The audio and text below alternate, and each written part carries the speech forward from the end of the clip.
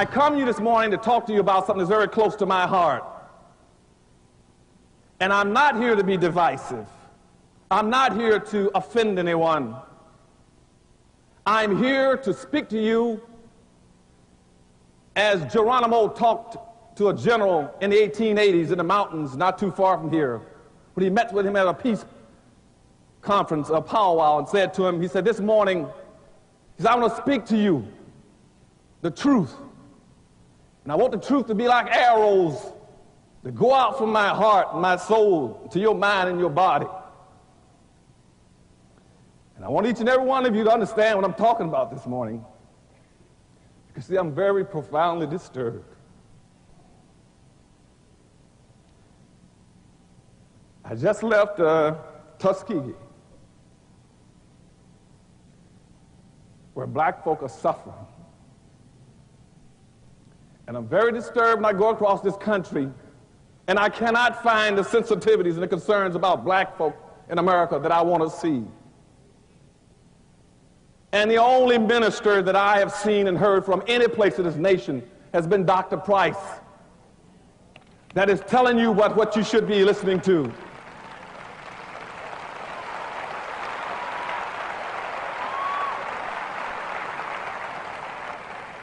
And I've spoken all over this country and all over the world representing presidents and governors.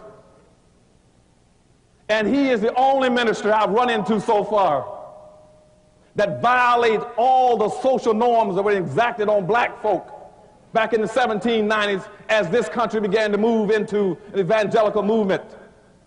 And they decided in the 1790s that it is now permissible to have a black preacher or to have black folk invest themselves into a religious experience. And the establishment in this country says, yes, we will let blacks have their own separate services, but we must pick the minister. We must pick a minister that is controllable. And we must tell him exactly what he's supposed to do. We will license the ministers.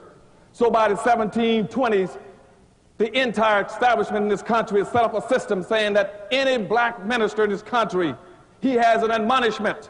He must teach black folk three things so that religion will become a control device to help us maintain the status quo on black folk in this country.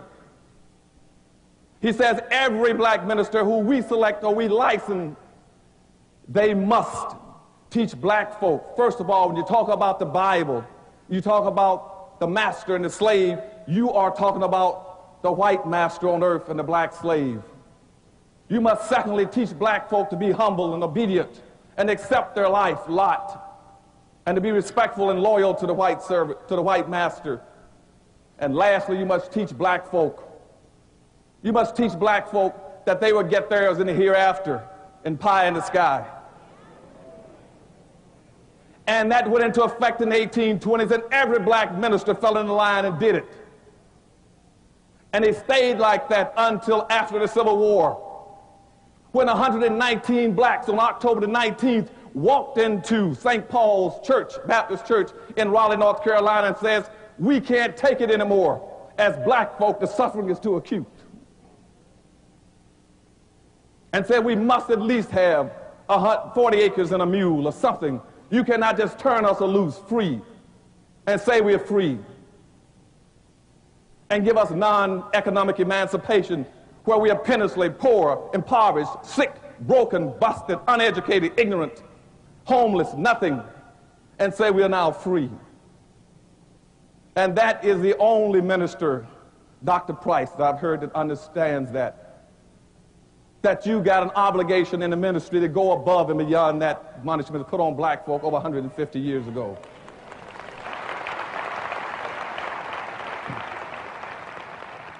Now, in this area, maybe some of them don't like it. I don't care. I learned to respect a man at a distance, and I fell in love with him last night at dinner. And if I can ever be of any help to him in what he's trying to do, he's got my help and my institute's help.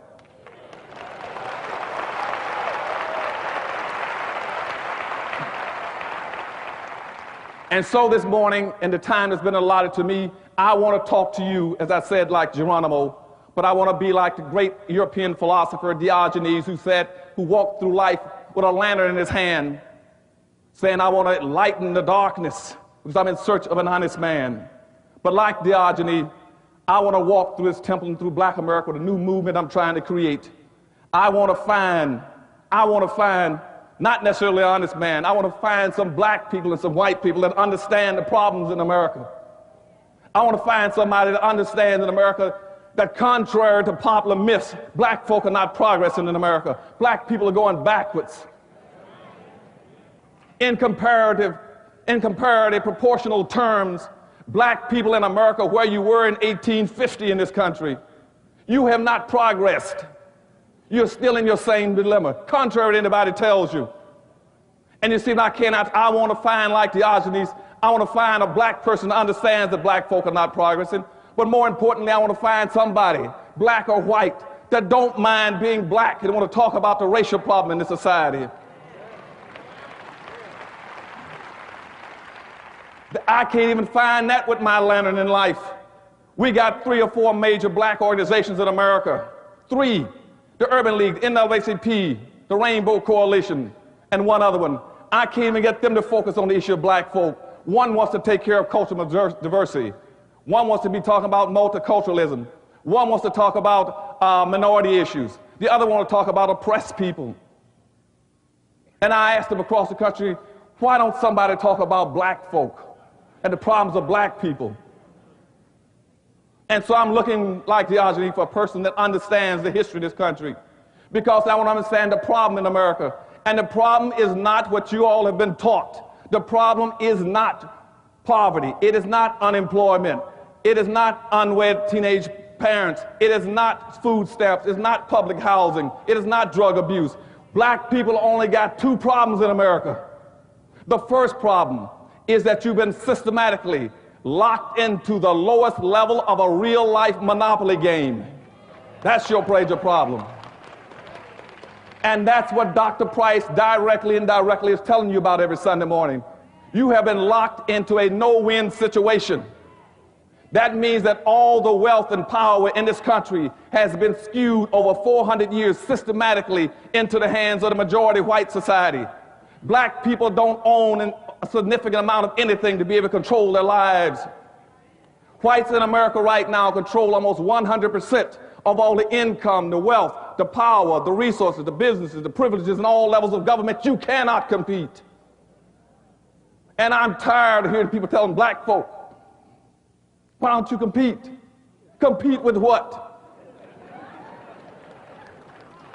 What are you going to compete with? They keep saying, well, black folk can run fast and jump higher. That won't make it. It won't make it. And let me tell you what monopoly is.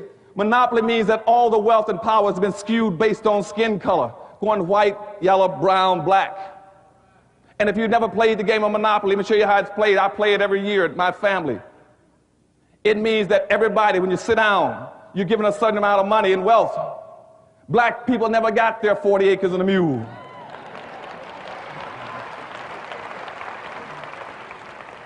Now we're playing this game of Monopoly. And let's pretend for a second in this auditorium that whites got $1,000 to play the game of Monopoly. Asians got $500. Hispanics got $300. Indian got $100. And blacks got $50 to play the game of Monopoly. Now, never having gotten your 40 acres of mule, you don't own any land. You don't own any land. And if you don't have the money, you can't put any houses and hotels on the land if you got lucky and had some. Now, when you roll the dice in our hypothetical game of Monopoly, and you roll the dice and your number comes up on the wrong piece of property, what happens to you? You must either go bankrupt or go to jail.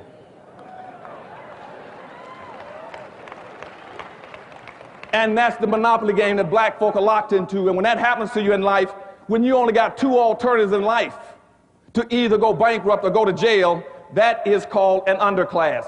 And black people in America are systematically being forced into a permanent underclass. We will be a permanent underclass by the year 2013. And you got about a 2.5-year window left. If we don't do some very specific things and start to come up with some very cogent strategies, comprehensive strategies of doing some things to focus on that number 1 problem of redistributing the wealth and power back into the hands of black folk, you can hang it up. Don't worry anymore about retiring. After the next 2 or 3 years, don't worry anymore about going to college. It ain't going to work. The doors are going to slam shut on black folk. And what I'm telling you right now is we're going to have to get it together fast. And to do it, you must first understand what I'm going to be telling you this morning. And my speech is going to be divided into 3 parts. I'm first going to tell you about the problems of black America realistically. As Cochise and Geronimo said, I'm going to give you the truth about the current state of black America, point 1. 2, I'm going to analyze it for you. And 3, I'm going to give you the solutions that we can do together to come out of it. Okay? Now, we got a very serious problem in that monopoly game. We're going to have a converging forces, social forces coming across this country. About 8 major forces are going to push us into that understructure and that underclass position. And let me talk about 3 or 4 of them right quick. First thing, across this country, you're going to have an increasing amount of conservatism. Now, I want you all to understand up front what conservatism means. So I don't care whoever uses that word, you know what it means. Conservatism is a new code word for anti-blackism. Okay?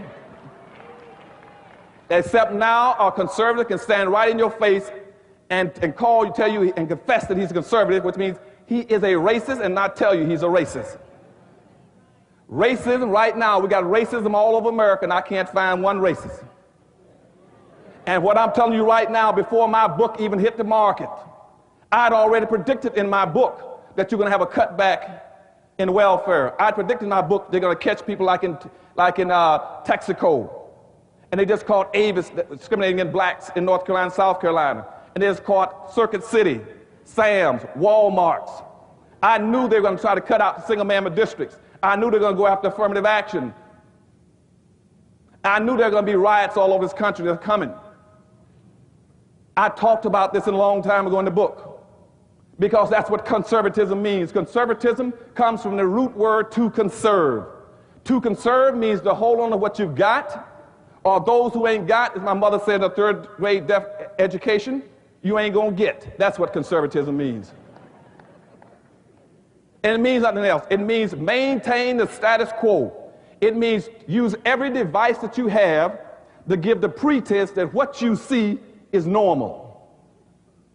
And right now there's a conservative move in this country going from the White House across this land through the Congress that says whatever exists all over this nation and in Los Angeles is normal. They want you to believe that it's normal to go out in Los Angeles and see all the drug abuse and all the crime, all the poverty, and all the suffering of black folk lying and sleeping on the streets, drugged out, doped out. They want you to believe that's normal. That's what conservatism means, maintain the status quo. It also means to reinstitute white authority, white values, so you hear them talk about family values and all these other kind of things, and also white superiority. So when people start talking about they want to go back and be a conservative, you ask them, what are you trying to conserve? When my people don't own anything and you own 100%, what have I got to conserve? When you hear blacks going around screaming about they're a black conservative, you ask them, what are you conserving? Tell me one point in history that you found something that you want to conserve.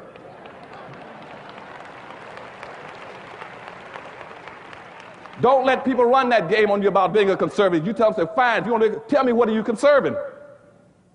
And when my people never had anything, why would they want to be a conservative? So the biggest problem we're going to have is conservatism when it goes across this nation. And we as black folk got to understand, now it's not all whites that are conservatives. There is an element that's got everything that want to make that. It's the greed over need. They want to hold on to everything. And so, we're going to have a massive flow. Everybody's going to be talking about conservatism. You're going to see people politically switching, talking about they're moving to the far right. And what we have to do is understand that, and that's going to create major problems in this country. One, you're going to, not only will you see an increasing amount of negative hostility towards black folk, every piece of research in the country tells us that, even from the Jewish organizations, that you're going to see more anti-blackness now and in the future than you've ever seen in the last 60 years since you left the civil rights movement. Two, you're going to see, we see organizations all over the country now, paramilitary groups, Aryan groups, Vipers, Freeman, Skinhead, Baldhead, all kind of groups that are organizing in optimistically expecting and anticipating a major clash in this country between blacks and whites. We've had 28 states in the United States now to pass concealed weapons laws. That's specifically so some of the white contingency groups can carry weapons and arms at all times. That's why you have such a major thrust from the National Rifle Association. That's why they're controlling most of your politicians. That's why you have such a major anti-governmental effort in this country. You hear people say, we want to go back to states' rights. We're anti-government. We want to get rid of the federal government. It's not that they're against government. They know that in history, the only people who've ever saved black folk has been the government, twice, the federal government. And if you eliminate the federal government by downsizing the government, black folk no longer have an ally. And if a clash occurs, you got nobody to come to the rescue a third time to help you. You see, you were pulled out of slavery by the federal government. You were pulled out of Jim Crowism by the federal government. There are contingencies in the country that says the next time there won't be a federal government to pull blacks out. And you hear them talk about their anti-government, that's what they're talking about. They're not against government. And later on you hear me tell about why they're not against government. Because you see, primary wealth in this country, the primary responsibility of government is to move wealth and to move power. And that's how the dominant society got its wealth and its power, by using government. But now they want to make sure black folk don't have access to it. That's why they're anti-affirmative action, but I'll get into all that a little later. But so the biggest thing, one of the biggest things that are going to drive us in this underclass structure will be conservatism. The second thing is that you're going to have an unending influx of immigrants into the country. And that's what Dr. Price is talking about. And nobody, no black politician, no black organization wants to deal with that issue. They will avoid it at all costs, even though in their hearts they know that's one of the biggest problems for black folk. We anticipate in the next 10 to 12 years approximately 8 to 6 million Hispanics coming into the United States and 41 million Asians. You have been the majority minority for 400 years in this country. You have been the number 2 population for 400 years. You're going to get kicked out of being number 2. You're going to go down and become number 4. Now, common sense, even a third grade education would tell you, if you didn't get anything when you were number 2,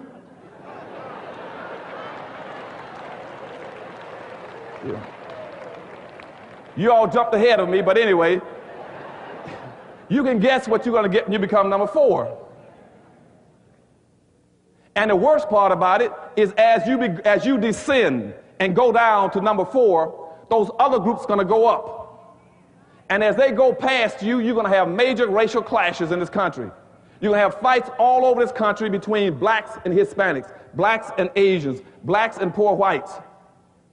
And black folk cannot fight all these groups.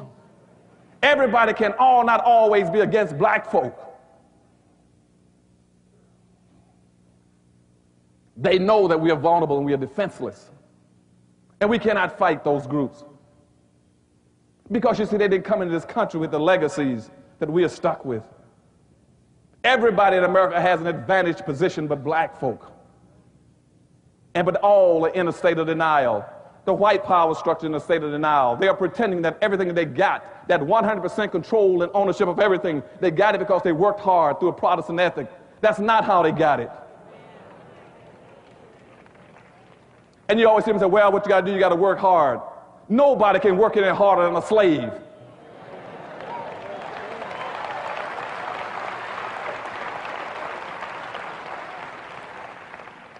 But they're going to keep running these games on black folk. And at the same time, we got black folk that are accepting that what we got to do is work harder. And you see, when we get into that in a few minutes about history, what the power structure really wants is what we call unearned income. Slavery was nothing but unearned income for whoever owns the slave. And once slavery ended, that's where Wall Street came from. Wall Street was based on slavery. Everything that blacks were producing went to Wall Street then.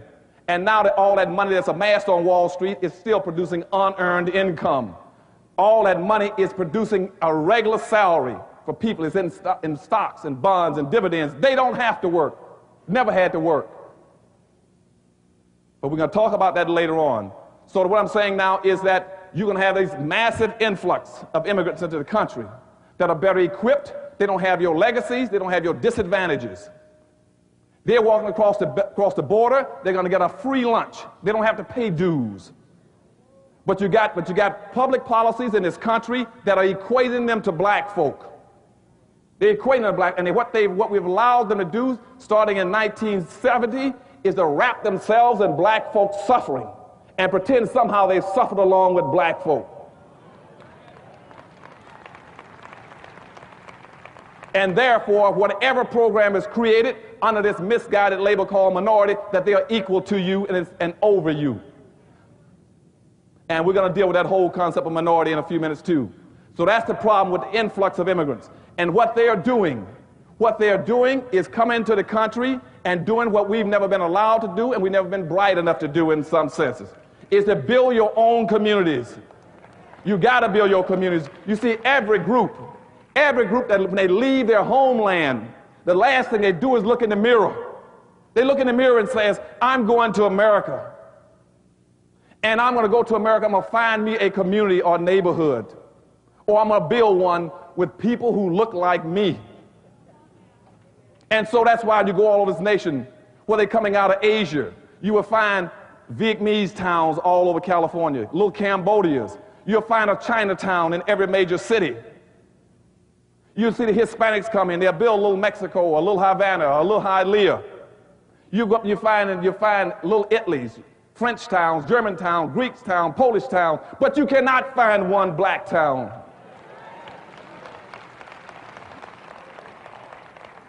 And we are the only people that keep trying to integrate. We're the only people, rather than looking in the mirror and saying, I see somebody that looks like me, I want to go find and build me a community of people who look like me.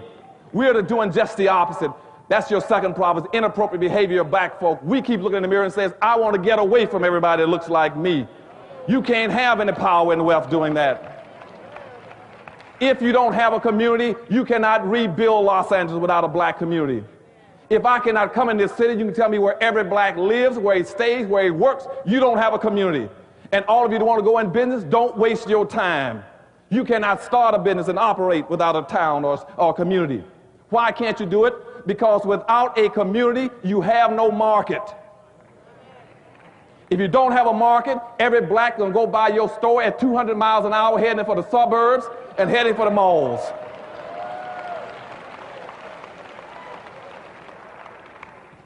And that's why you got this major displacement of capital out of the black neighborhood. And I tell black folk, if you want to go in business today, don't do it, give me the money, I need it.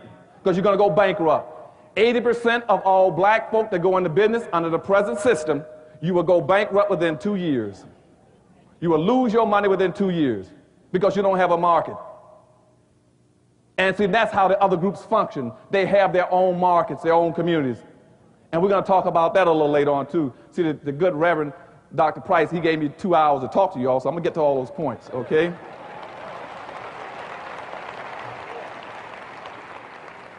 So we got major problems. That's the second thing, is dealing with this influx of immigrants. And what I'm telling you is that they're not coming in here to be your partner or your ally. They're coming in to compete with you. And your black organization and your black leadership in this country is afraid to teach black folk how to compete with all these other groups. And they're afraid because they keep trying to create allies with them. You cannot ally with anybody who's planning on supplanting you.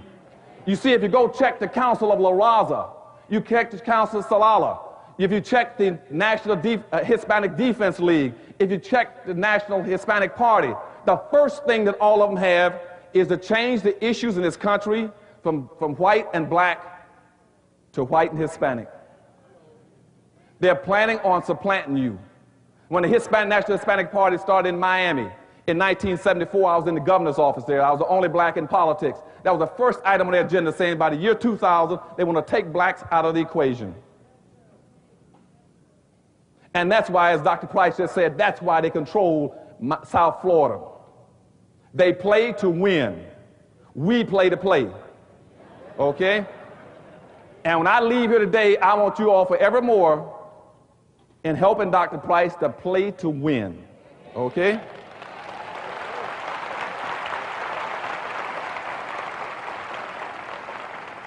The third thing that's going to hurt us and push us into this underclass structure is technology. You got blacks running all over the country telling black folks, some people, well, what we're going to do, we can overcome racism, we get involved in technology. Won't happen. Technology has never been a friend, an ally of black folk. It has always been our worst enemy. Why has it been? Because you see, racism has always kept us in our place. And technology has always come along and run over that place. That's why technology has always been our enemy. See, when you keep a black man as the porter, then all of a sudden you come along with a floor sander, he's gone. You keep him as the elevator operator and you put a computer in the elevator. You keep him as a dishwasher and you get an automatic dishwasher. You all understand what I'm telling you? So when black people come to you telling you, well, you get technology, no. You say, no. What we have to do is to get control of, get behind technology so to stop running over us. And I got friends in Washington, D.C. going all over this country telling black folk, you got to get into the information highway. And you can overcome racism. Whites were not that dumb. You cannot get on the information highway and overcome racism. Because the information highway is like any other highway. It's a transportation system. And what you should be asking yourself is, what are you transporting? If you don't have anything to transport, you can't get on the information highway. So what we got to be talking about as black folk is owning and controlling. It's just like when they invented the highway, the airplane system, the shipping system, the train system. It didn't advantage black folk because we never owned the trains, the planes, and the ships. What we got to do right now, starting with your church, is try to figure out how we can own and control more. Then the highway makes sense to us. Okay? Now, and that's why right now in Washington, D.C., the Office of Technology's last report says that the people going to be hurt most by technology are going to be black folk. And a fellow named Jeremy Rifkin has a book out called The End of Work. And he is the director of the National Economic Trends for Washington, D.C. and nationally. He's the guy that put out these trends. He put a book out, and his book, Chapter 5, talks about what technology is going to do to people, and he uses black folk as an example. And I went and sat down and talked with him. And what he says to Dr. Anderson, he said, my publishers tried to make me take that chapter out of the book. He said, I fought to keep it in. He said, because technology is going to kill black folk. And read that book, and that's what he's talking about. He says, because black folk don't have any control of technology. You don't own anything. And that's why we're getting ready to lose all our radio stations in this country. We're going to lose all of our television stations in this country. Because what's happening now, they've lifted the allocation cap, and now it's called social Darwinism, economic Darwinism. Whoever got the most money now can buy anything they want in technology. And so the few black stations we got in the United States now up for grabs. And as a matter of fact, even the cable system is going to be up for grabs because we don't have the money and resources. We can't compete with the whites now who want to buy all the systems. And once that happens, you can't get your information in. Now, that would not happen to organizations, to groups like the Hispanics. Because, see, the Hispanics got smart enough, they built communities. Then they took their language and they built a fence around their communities. They used their culture to protect their communities. Where is your culture in Los Angeles for black folk? Where is your fence? And we're going to talk about that later on. You are vulnerable. The fourth thing that's going to happen to you is that this whole contract with white America is not anti-liberalism. It is not anti-Democratic Party. It wasn't even anti-Clinton. What it was they were trying to answer a question that's been haunting white America for about 30-something years.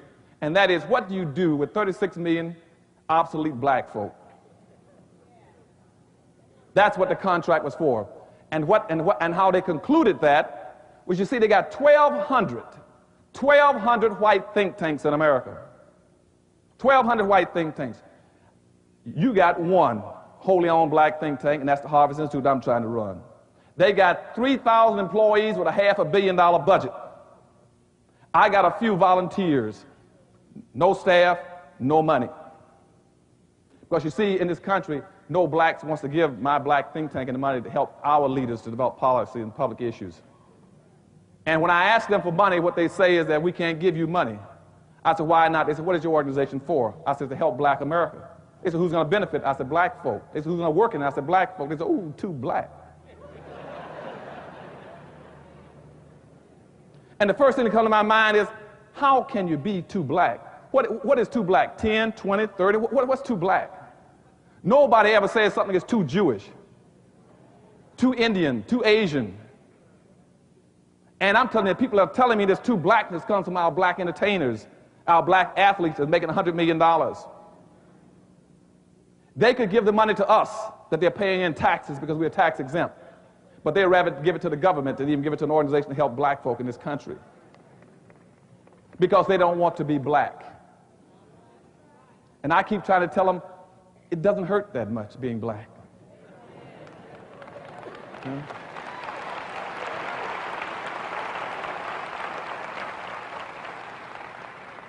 Now, let me move a little fast. I'm talking too slow. I'm going to speed up now, go real fast. You all keep up with me. Now, what's going to happen now, what these think tanks decide to do in the contract with America, they found out through their research that approximately 68 to 7% of all the blacks in America work in some level of government. This happened as a direct result of the civil rights movement. See, at the end of the civil rights movement, instead of moving against the problem to get more wealth and power for black folk, our civil rights organizations pushed us over looking for jobs. And so all of our black folk, then over 50 to 60% of all the blacks that got jobs after the civil rights movement went into government. So 68 to 70% of all the blacks in America are working either in federal government, city government, state government, county government, libraries, and school systems. So when you hear white folks talking about downsizing government, what they're talking about are de-employing and disemploying black folk. They know that. They know that. So in Washington, D.C., they plan on firing 480,000 people. And what the Office of Management and Budget, right out of the White House, says is that for every white person who gets fired, we're going to fire 2 blacks. Now, if you're only 12.3% of the population, and you're going to fire 2 blacks for every white, you're going to be devastated. Now, let me give you the real picture, even before they started firing black folk. Let me give you the real true options for black folk. There's only 3 things that you can do in this world as a black person to earn a living and survive. You either must work, go on welfare, or you steal. Now, for those who missed that, let me give it to you again. You either work up here, you go on welfare here, or you steal down there. You're talking about your crime problem. I'm going to show you how you get into your crime problem. Now, right now at the top level, everybody prefers to work. Now, I just told you that 68 to 70% of all the black folk are working in government. 26 to 28% of the rest of the blacks are working in white corporations. And those white corporations are going to follow the government. They're going to downsize. You're going to see IBM cutting back, Apple Computers, and Meritech, Lucent Tech, now all of them going to cut back. Only 2% of the blacks in America work in their own stores and their own business in their own communities. Only 2% that are not vulnerable. Only 2% of blacks are not vulnerable. The rest are vulnerable in America. Now look at the problem at the top. Now, contrary to what anybody tells you, the unemployment problem in America is not 5.2% you hear every day in the newspapers and read. That is not about black folk. That's about whites. They're only talking about people who are either getting unemployment compensation or looking for jobs. That's how they're getting that figure. The unemployment rate in America for black folk today is 34% nationally. Now, if you want to understand how devastating that is, think for a second. Follow me along. Think about this. When the unemployment rate in America for whites went up to 25% in the 1920s, they called it a depression. Now, the unemployment rate for blacks hasn't even come down to 25%. But when the unemployment rate went up for whites and hit 25%, they used every level of government. They said it's a depression and every piece of machinery, money, anything must be used to bring that unemployment rate down. And now with black unemployment rate, not at 25%, at 34%, nobody cares. They say we can't, that's not the role of government to help with the employment problem. 34% for blacks nationally. Now in Detroit, Michigan, Baltimore, and New York, the unemployment rate is 45%. Don't think that's bad yet. I'm giving you the worst stuff yet. In Pittsburgh, it is 49%. And for black youth in this country, it is 57%.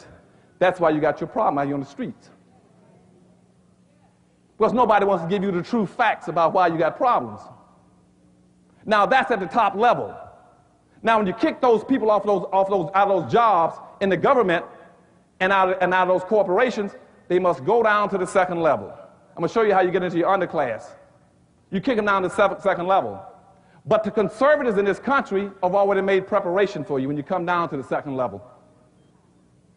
That's called welfare. They got preparation. They said, when you come down here, don't plan on staying here. We just had welfare reform, which means you can't stay here on the second floor either. And now to do welfare act, so you can only be on welfare for 2 years, we're going to kick you off of that, which means you must go down to the next level. But before they kick you off the second level, look at the second level already.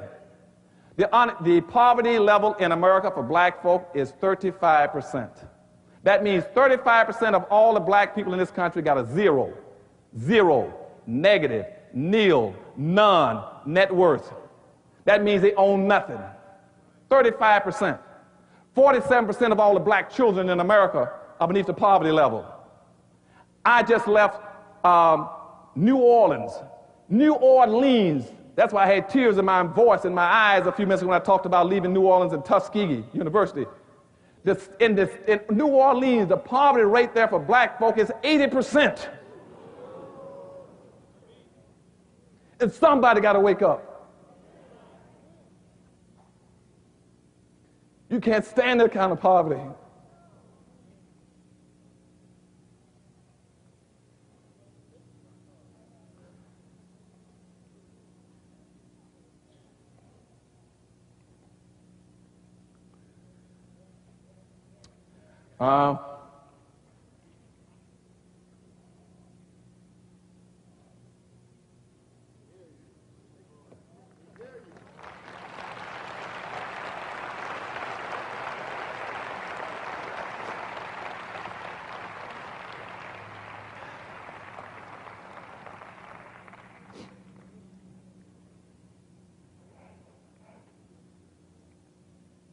Anyhow, I'm sorry.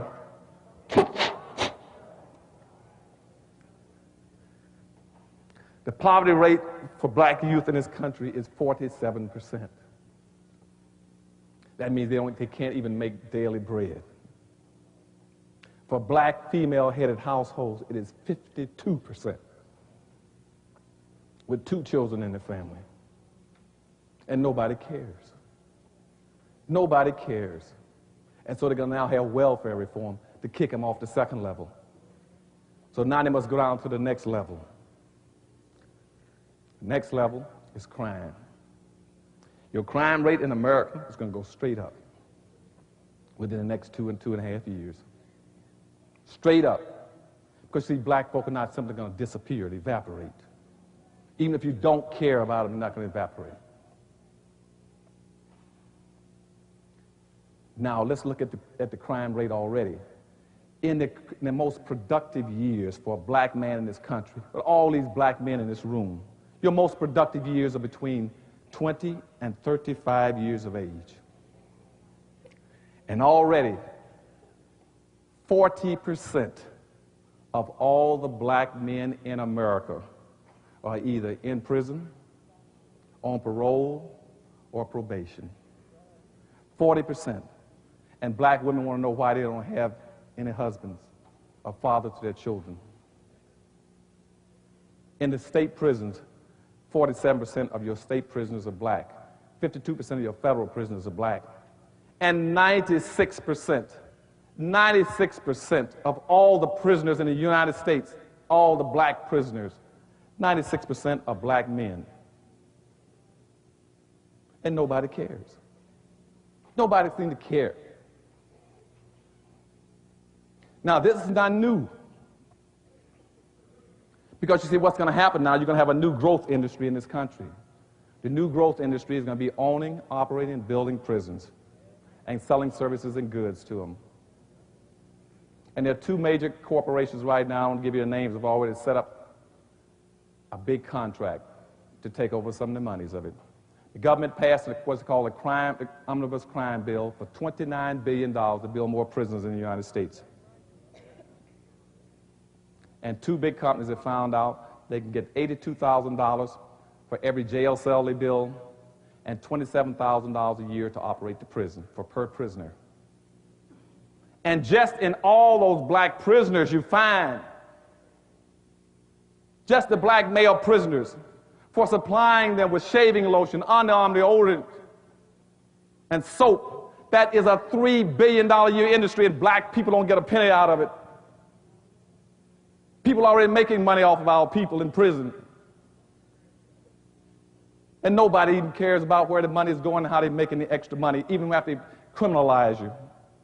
Now, this criminalization process didn't start here, so let me get with the public policy and show where everything started, and let's analyze it with history very quickly. The whole problem goes back to 1619. In 1619, there was no such thing. Y'all be clear on this. There was no such thing, basically, as racism. Racism didn't exist before black slavery started. You had conflicts between ethnic groups. You had conflicts between religious groups. And you had cultural disagreements. But you never had racism until black enslavement started. Racism is a word that means race. It means group. I don't want you to let people keep telling you that black people can be racist. You cannot be racist. The word does not exist for you. Racism means group-based. Racism means a power relationship. A power relationship between two groups, where one group owns and controls so much that they can use their wealth and their powers to deprive and hurt and injure another group. That's what racism is. And no place can you find a black person on earth that can be a racist. Only thing you can get at best is a black reactionary. That means a black person who's reacting to white racism. And I want people to quit calling Farrakhan a racist. Farrakhan is not a racist. What Farrakhan is doing is reacting to white racism. If black folk had been racist, they'd have been racist 400 years ago. They would have stopped people from depriving and hurting and castrating and lynching and exploiting them 400 years ago.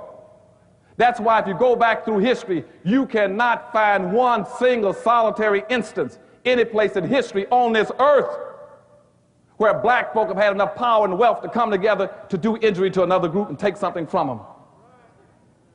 In the United States, you've never seen any blacks come together as an organization, as a group, to hurt any other group. Blacks have never done anything to Jews or to whites or anybody else, Asians or Hispanics, as a group. We can't practice racism. We don't even have a community to practice racism. But on the other hand, I can go through history books and I can show you mountains, thousands, maybe millions of instances where everybody else have done things mean to us, to deprive and hurt us, by social customs, by extra legal and legal means, by laws to do in black folk. You can't be a racist unless you got power and wealth for your group to be able to hurt other people and take and do them in, and we don't have it. So all we are reactions to white racism. And so in 1619, when they started bringing blacks into this country, they brought blacks in this country for the very specific reason, initially, as indentured servants. They were sold off a Dutch ship for water and supplies. Blacks did reasonably well in the United States between 1619 and 1920, about 1924, 1925, in that general time frame. They served out their indentureship. Between 1626 and 1638, they began to intermingle with whites. Some of them intermarried and interbred. In 1638, the founding stone for racism in America was laid. The state of Maryland put out the first public edict that started racism for blacks in America. They put out an edict, a public policy called the Doctrine of Exclusion. The Doctrine of Exclusion says that black people should never be permitted to enjoy the fruits of white society. That became the doctrine of racism in America in 1638. Now, that was called a Doctrine of Exclusion. That meant every time you get a chance, exclude black folk out of it. I don't care what it is, exclude them out. What is out of, nowadays, out of welfare, food stamp, whatever it is, exclude them out. Business, anything you can do. Now, that went on from 1638 to 1666, 1665 and more specifically. In 1665, something happened. Because during that period, they were trying to find a way to build the United States. And the European colonial powers were saying, I sent you whites to America to build America, to use the land, to bring resources, to find gold and silver and products back to Europe. And the colonial powers, contrary to what you read in the history books, they did not come here for religious freedom. They weren't fools. They could have gone any place in Europe and worshiped. There was nothing over there but woods and bushes and trees over there. They came here specifically to get wealth and resources and gold. And what they kept telling the European colonial powers was that we can't do anything with America because we don't have a labor force. And somebody said, yes, we do have a labor force.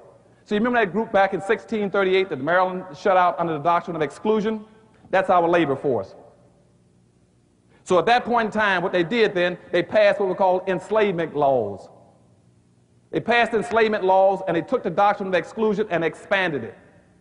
So that not only did the doctrine of blacks to be excluded, but now blacks were to be excluded, subordinated, non-compensated, non-competitive work group, a labor force for the personal comfort and wealth building of white society.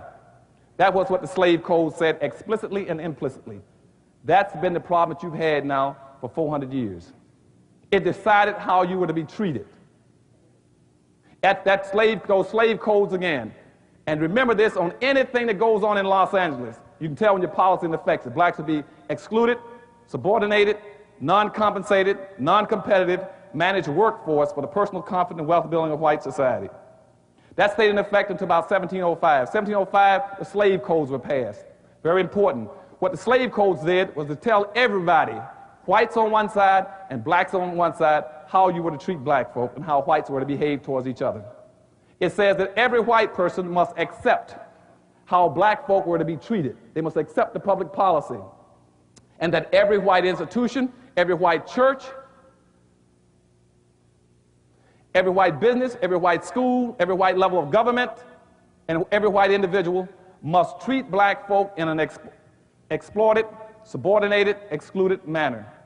Any white person who deviated from that, he could be hurt and injured and lynched. Even whites could not deviate from that policy. And no white person could raise a black person up to make him equal to a white person. And on the other side of the slave codes, it told how blacks were to be treated. Blacks were not to be permitted to be equated to whites in any respect. A white person could not enter a room without a white person's permission. A black person could not enter a group carrying a conversation without permission. He could not carry a weapon, a tool. He could not raise his hand to defend himself. He could not strike a white person. He could not be called out after dark on certain times, carrying a weapon. And he couldn't even look out, in some cases, he couldn't even look out the same window the whites looked out of. That was a subordination. He could never be put in a position of power and authority. Now, those what the slave codes did. And also the slave codes attached to that was called the Diversity Act of 1705. It says to make sure this thing works, every time you get 6 black folk together, make sure there's 1 white person included. That was to always monitor black folk, to make sure they never did any planning, that they never did anything that could be injurious to them. So by 1710, things really started picking up all over the world. 6 out of every 7 persons coming across the Atlantic were black folk coming to America. 6 out of 7 were blacks. For the first 300 years, coming this way west were blacks. Just in between, to show you what they were doing, from 1500 to 1660 as an example, they shipped 5 million black folk out of Africa just to Central America down here to dig for gold and silver. And in 150 years, black folk with tools and sticks and stones, they dug out over 16,000 tons of silver and over 4,000 tons of gold. All that went back to Europe. Black folk at that point in time were producing almost 99% of all the sugar on earth, cotton, tobacco, anything else. They were building all the houses. They were the caulkers, builders. So what they did then, they started advertising in Europe. So anybody who wants to get wealth, they go to America. You go to America, we guarantee you. We give you free land and free labor. And you would have to be an idiot to come to America if we give you free land and free labor and not get rich. So they began, and by 1710, somebody said, well, how are we going to control all these blacks? So the state of Virginia passed a law called meritorious manumission. Meritorious manumission then says that we will control blacks by building in an internal attitude inside of them to make them see things through our eyes, to make them white in everything but skin color. And what the meritorious manumission was passed by the state of Virginia in 1710 then said we will reward any black who gets very good at this. And so if any black person saves a white person's life, protects a white person's property, invents something that a white person can make money off of, or if he squeals on in the slave revolts, he would get freedom. Okay? And so I tracked from 1710 all the way up to 1860s. And out of over 200 some possible slave revolts, a black person squealed in every one of them. And so following that up, in 1712, there's a guy named Willie Lynch, 2 years later down in Jamaica. He heard about the law, and he came up to Virginia and says, I know how to do it. I can help you set up a system where black folk would never, ever organize and come together again. He says, I got a lot of experience in the islands on treating blacks. And so that's what y'all heard about the Willie Lynch letter. That's what that case. So Willie Lynch came up 2 years later, and they paid Willie Lynch to be a consultant to carry out what was enacted in Virginia in 1710. He says, I would divide blacks along lines of sex, along lines of skin color, along lines of age, tribe, everything. He said, in that way they'd never get organized again. They would never, ever have a community. I would divide them so they'd never have a community that would be functional. And Willie Lynch started that, and as Willie Lynch started that, blacks began to squeal on each other. 100 years later, by 1840, for instance, I had over 6,000 blacks in the United States that were slave owners. 6,000 blacks owned other slaves by 1840. Because as soon as they got free under meritorious manumission, they ran out and tried to be white and hired and bought them some black slaves.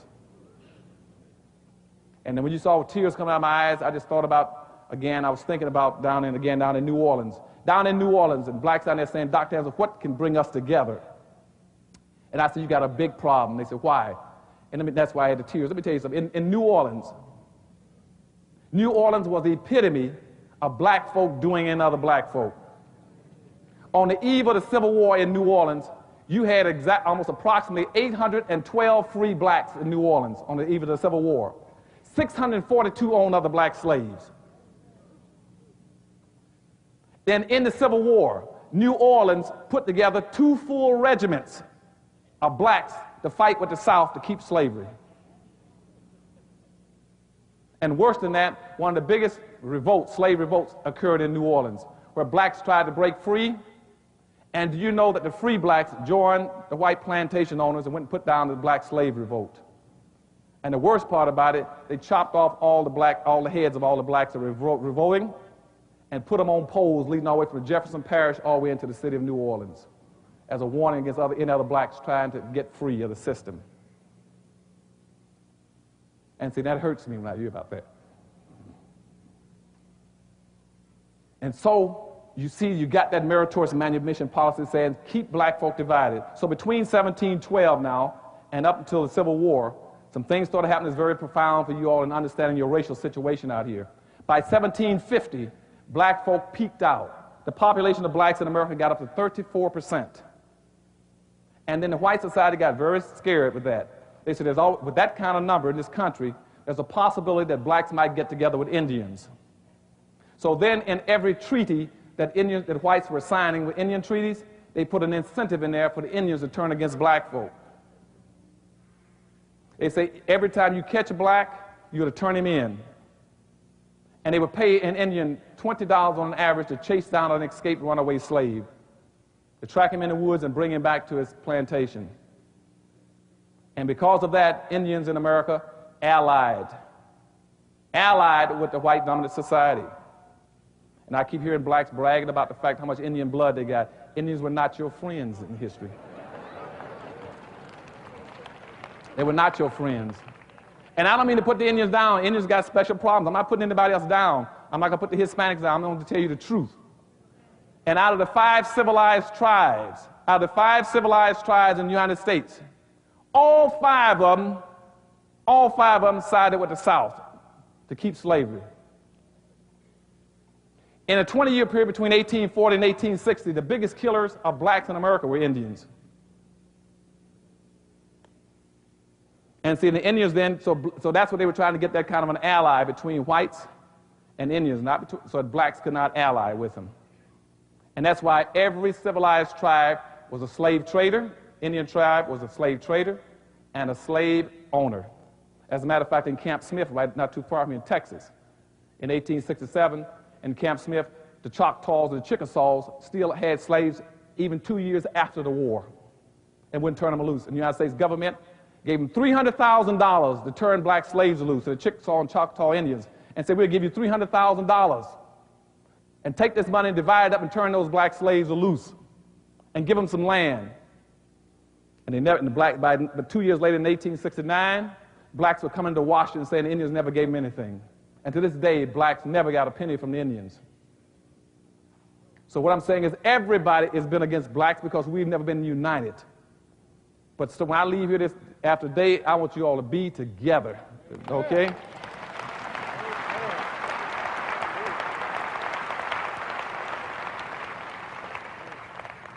And so by 1750, we hit 34 population. That scared, the colonies were scared. So they started petitioning England to quit shipping any more slaves in. And that's what triggered the Revolutionary War. And one of the biggest things was that they were scared that blacks and Indians might somehow get together and take over the country.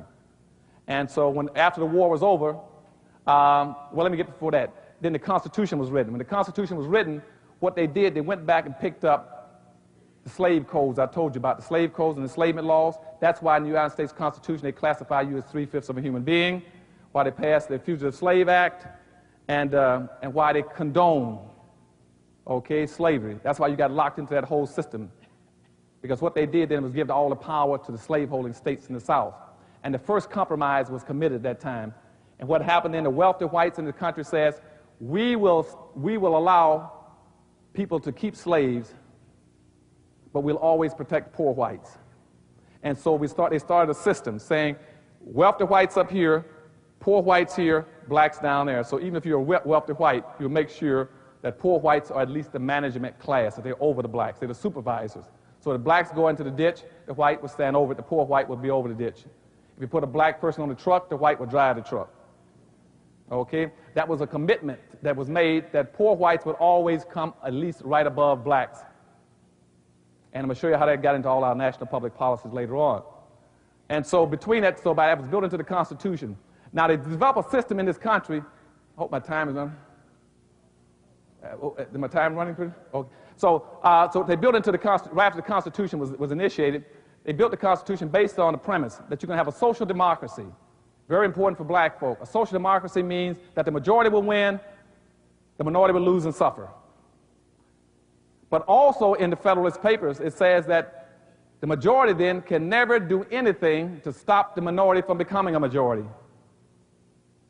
And it is the majority's responsibility to protect the minority. And as soon as the Constitution was built on that, it was violated next year, 1 year later.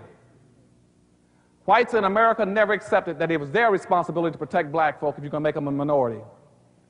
They talking about black folks shouldn't be out now chasing civil rights as a minority. They know that as a minority you can't win. You don't have the power. It is the majority's responsibility to take care of the minority. Not the minority's responsibility to fight for something you can't get. You don't have the power. And that was violated because in 1790, the first act of the Congress, right after the country was organized with the Constitution, the first law says this is a white country and the quota on black folk is 0. Which means you got a 0 quota, you can only come into this country as a slave. At that moment, black people became the only permanently planned minority in the country. You become the only planned loser. Remember, the minority means loser. Anytime you use the word minority, you call yourself a loser. Don't ever use that word. Okay? You call yourself a loser. So their first act of Congress was to pass an act saying it's a white nation, got a 0 quota on blacks except for slaves. Nobody else you see in that minority category is there a law on you. Nobody says how many women you can have. how many gays you can have, how many handicapped, how many veterans you can have. Only blacks. That's why you cannot get Haitians into the country, because you got a zero quota. That quota was changed in 1966 and raised to 1/2 of 1%, where you got a few can drift in from the Caribbean, but they know you can't compete because you got 2 million Hispanics coming in every year. And that's why you can get suffocated to death. As a matter of fact, jumping ahead of myself for a second to show you what I mean by the influx and how they're going to suffocate you. In 1840s, you did not have one single Asian or Hispanic in the entire United States. But you had 5 million black folk that were enslaved. 5 million black folk were enslaved, but you did not have one Asian and one Hispanic. By the Civil War, you had 6,000 Hispanics. By 1900, you had 100,000 Hispanics. You had 100,000 Hispanics in 1900, but you got 11 million blacks. And they got the same identical birth rate. Here are blacks, here are Hispanics. Here are blacks, here are Hispanics. They got the same birth rate. Now they're going to pass blacks. You know why? You can't come into the country and fight and protect yourself by numbers. You are a permanent loser. And that's why you're going to be overwhelmed in this area. You cannot win if they can't let you get your population up. And the major issue they're going to fight for is keeping the doors of immigration open so they can become the dominant population over you. They know you cannot bring in your people. And that's why you had 3,000 blacks on a boat off the west coast of Liberia, Africa, for about 2.5 months, and nobody even called them in. They were sick and hungry. No country would take them in. The United States has never had an immigration policy for black folk to bring in blacks, because they want you to stay in a minority category and loser category. And so what we're going to be talking about, we talk about solutions in a little while, is that the only way you win is that you got to learn that when you accidentally become the majority, you immediately start acting like the majority. Get out of the minority category. Don't ever let anybody call you a minority. If they're going to call you anything, make them call you the only non-immigrants in America. Okay?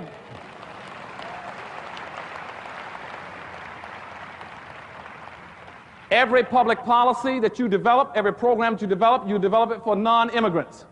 When you develop it for non-immigrants, you get into a special category with just black folk.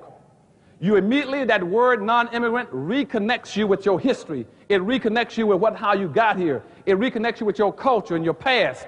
Right now, you have no past and no culture, no future. And the other thing that does when you start using the word non-immigrant is that you jump ahead of all the other groups. As immigrant takes on a negative, you say, hey, I'm not an immigrant, I'm a non-immigrant. And what you also do, you stop whites from bragging about my daddy came from Poland, my daddy came from Germany. You stop them from doing that by saying, hey, you're an immigrant then. I was here before you. See, 97% of all the black people in the United States were here before 97% of all other people here are even arrived today. Remember that. Very important. When somebody starts telling you to go back where you came from, you say, hey, 97% of my people were here before y'all ever arrived. And so if anybody's going to leave, the last leave first. And the people who developed everything should stay here, because everybody else got a free ride. So let me tell you what happened between 1710 and 1712 and the Civil War. Let me show you what blacks did in terms of accumulating the wealth. Nobody else accumulated the wealth. The wealth was in black slaves. They keep flipping things over, tricking my people, for making you believe that somebody worked hard and that they got their money from land. They did not get their money from land. Land had no value. Land had absolutely no value. You could get all the free land you wanted in America. They had head rights and land grants. They gave out millions of acres of land whoever wanted. You could go in the United States and go out to what we call the frontier, where Indians were, and say, I own from here to that mountain, drive a stick in the ground, go down and file a claim. Only time land had value when you put a slave on it. And according to President Andrew Jackson, he says that immediately a black slave would bring 75% of the value to the land. So between the time of enslavement and the Civil War, whites in America invested $8 billion into buying slaves. And when they talked about freeing the slaves, they demanded their money back. And they asked for reparation. They sent a letter to Lincoln saying, we'll turn the black slaves loose, but you give us back our $8 billion. President Lincoln, you all don't know it, he sent a letter to Congress asking for $8 billion in reparations. Congress says, you know, that kind of money doesn't even exist. That's more money than all of our businesses and the federal budget put together. And that's one of the triggering mechanisms for the Civil War. They didn't have that kind of money. As a matter of fact, from the period I just told you about from 1710 to the Civil War, 2 out of every 3 people in the United States that had over $100,000, 2 out of every 3 lived in the South. A white plantation owner in the South who had black slaves had 400 times the wealth of a northern farmer. A white person in the South with 2 slaves had a value equal to any non-farmer in the North. If I take the white person in the North and add his house, his land, his animal, his tools, and his savings together, if you own 2 black slaves in the South, you had as much as a white person in the North. In the South, up until the Civil War, a black slave was an American Express card, a walking Visa card. A white person did not have to work. All they'd do in the morning was get up and get his 2 slaves off to work and lay and wait for them to come back. He didn't have to work. On the eve of the Civil War, to show you what that means in terms of having a slave, black people in the South on the eve of the Civil War picked and sold alone over 1 billion pounds of cotton and was sold just to England alone. England paid 48 cents a pound for that cotton. That money from that cotton gave every white person in the United States $500 without even working on the eve of the Civil War. So what I'm telling you is that they didn't get their wealth from working hard.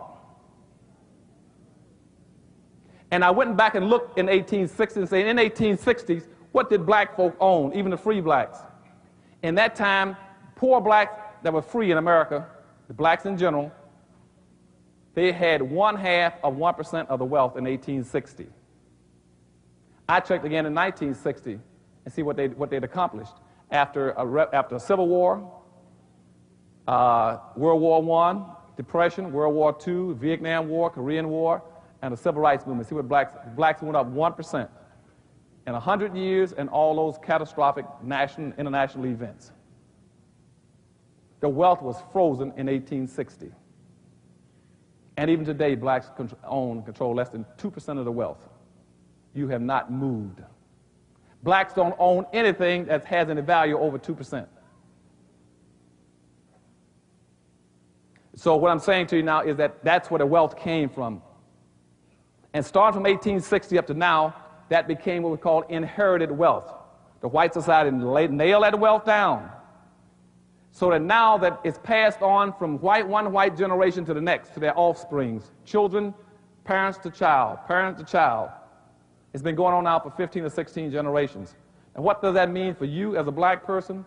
That means that the average white person, because racism exists, and without racism it wouldn't be important. Because racism exists, every white person is born with 87% of what he needs to be successful in life with his skin color when he hits the earth. All he needs to do is be successful now, is get a scheme in his head and persevere. Because everything he needs is either in his culture, in his community, in his neighborhood, in his family, in his school, in his business, and in his government. He's going to run into it sooner or later just by staying a straight course. And for that reason, you see, Ted Turner and Donald Trump can go bankrupt, become a millionaire, go bankrupt, become a millionaire over and over again. Doesn't make any difference. A black person, if he ever becomes a millionaire one time, you've got to hold on because they never do it twice. Because, see, a black person is born with 0. Why is he born with 0? When a white child comes in with 87%, a black child comes in with 0. Because it's called inherited wealth. I just told you everything is locked into the white culture. And so a black child cannot inherit anything because what we've been focusing on. We have been dealing with symptoms and not problems. For all these years, we talk about how can a black kid cannot inherit food stamps. He can inherit welfare. He can inherit public housing. He cannot inherit a job. So he comes in at zero. He cannot compete against a white child because as parents, you're letting them down. You're not giving your child a fair break. He can't compete. And I don't care how much you're going to scream at these black kids about what they should be doing. They are not crazy. You're not giving them any tools. You're trying to motivate kids. You cannot motivate a child to be successful. Motivation only means giving people interest in doing something. What you got to do, working with Dr. Price, you got to empower these young people. There's a difference between motivating people and empowering. I see all these blacks running around the country, I'm a motivational speaker. That's a pimp and a hustler. You don't motivate black folk, you empower them. Now here's the difference between motivation and empowering. I can motivate everybody in this auditorium this morning to want to go to Europe and lay on the beach and enjoy a good life, lay at the hotel and eat well. I can motivate you. But if I don't give you the money, the tools, y'all understand what I'm saying? And I don't give you the tools, the ships, the boat, the airplane, the hotel, I'm playing games. Am I not? And that's what they keep doing with black folk. They always want to motivate black folk rather than empower them. And what I talk about all the time, all this country, and I'm going to work with Dr. Price on, is that give you those tools. You give black folk the tools, and they'll do the job. Okay?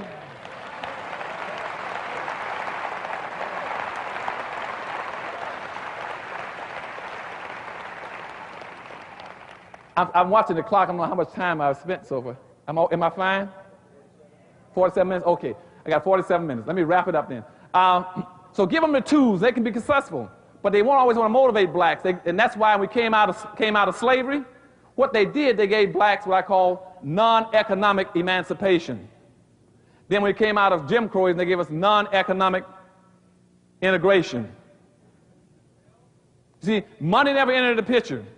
Why didn't it enter the picture? Because here's why it's important for you all to remember this. Because at the Civil War, that was the dividing line. That was the first time that land became more important than a black slave. Okay? And that's why you all didn't get the 40 acres and a mule. Okay? Because that was the first time when they said nobody could ever own slaves anymore, then the value jumped from a slave to land. And they said, then blacks won't get any. And you never got your 40 acres and a mule. That means you were vulnerable, you couldn't compete, you had no place to go, you were homeless, penniless, and you suffered 260 years of planned ignorance, so you couldn't do anything. And so then the second compromise was committed. Immediately after the Civil War was over, the North then sold blacks out. They looked at the poor whites in the South and said, well, now that we've taken all the wealth out of the South, because what we really want to do, what we were fighting the Civil War over, was to take the wealth from the South and move it to the North. And now that we got the wealth, you all can have the South again, and you can have those blacks. And so immediately in 1866, the South passed what's called the Black Codes. The Black Codes were nothing but the same code what I told you earlier in 1705 called the Slave Codes. So it re-enslaved black folk. And you went back into second slavery that they called Jim Crowism. Now, what was the effect of Jim Crowism? Let me show you. Up until that point in time, black folk were the primary labor force in the United States because nobody else wanted to work. All whites in America want to be the genteel class. They want to be the lazy class. They want to be able to, the aristocrats. They didn't want to work. They didn't want to get their hands dirty. But what they had done, though, by that time, black folk were the caulkers, the mechanics, the bricklayers, the plumbers. Blacks made up almost 50 to 60% of all the workers in the factories, in the tobacco factories, and the iron factories, and the mines in the East. In the South alone, after the Civil War, according to the 1865 census, that out of 120,000 artisans mean educated or skilled people in the South, people who could do the job, the work, out of 120,000, 100,000 were blacks. So by 1867, it got tricky. Now that the war is over, America then started their little game with the immigrants again. So between 1866 In 1880, they brought in 12 million European immigrants into America. And guess what happened to poor blacks again? They got booted out of those positions. They got kicked out. In the North, they created something called UNIONS, unions. They created unions and kicked blacks out of all those jobs I just told you about as mechanics and plumbers and engineers and bricklayers and all this kind of stuff. They kicked them out and started unions. Then they put a clause in it's a white-only union. They kept blacks out of jobs up until the 1960s, almost 100 years. Just shut them out. They did the same thing in the South. They created what's called farmer alliances. Even though 55 to 60% of all the farmers in the South were blacks, they created farmer alliances so black folk could not raise their products and sell their products and get to market. That's why the black farmers were crying over in Tuskegee. Said nobody. As a matter of fact, it just made the front pages of the Washington Post. What day was it? Thursday. Front page of Washington, what happened to the black farmers right today. They can't raise anything. They can't raise their crops. If they're raising, they don't have a distribution system. They don't have a market because they don't have a community. Nobody can get the crops from Tuskegee, from the South to New York City because, see, the white won't let you use their system to do it unless they control it, manipulate, and they get the profit and advantage. So those poor farmers down there are losing their land at three times the rate of white farmers. In 1920, we had 20 billion acres of land, 20 million acres of farmland in the United States belonged to blacks. It's down to less than about 400,000 acres now. You're going out of existence. And as the food crop moves further and further away from black folk into the hands of 2 or 3 major corporations, you're in serious trouble. Because 78% of all the blacks in America now live in 10 large cities. You got a 10-day food supply. If somebody wanted to, they can starve all the blacks in America to death in less than 2 weeks. Your farm, you're losing your farmlands and everything else. Nobody want to make an issue out of it. The Washington Post had the front pages saying the black farmers are almost gone. But anyhow, so what happened then after the Civil War? The immigrants came in, bumped blacks out, froze them out. Some people say, well, black folk can compete if we educate them. Wrong. Didn't work. When black folk came out of slavery in 1866, they had a 98% illiteracy rate. That means only 2% of the blacks in the United States could read and write in the 1860s. But by 1900s, blacks reduced their illiteracy rate from 98% down to 40%. Blacks learned faster than all those white immigrants that came into America. Blacks cut their illiteracy rate faster than all the European immigrants. But when I went back and did analysis on job mobility and on money and wealth, guess what happened? The whites that came in, they went up, blacks went down, which means education was not the factor. So when you tell a child to get an education and you don't deal with racism, it won't do any good.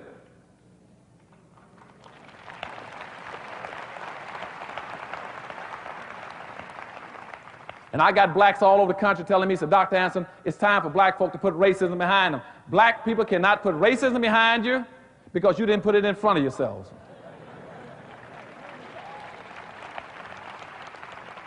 You don't have the power to put anything behind you.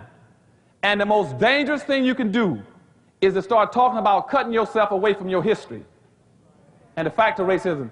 Because let me tell you all why. And remember this, there's only 3 ways we could have possibly gotten into our dilemma.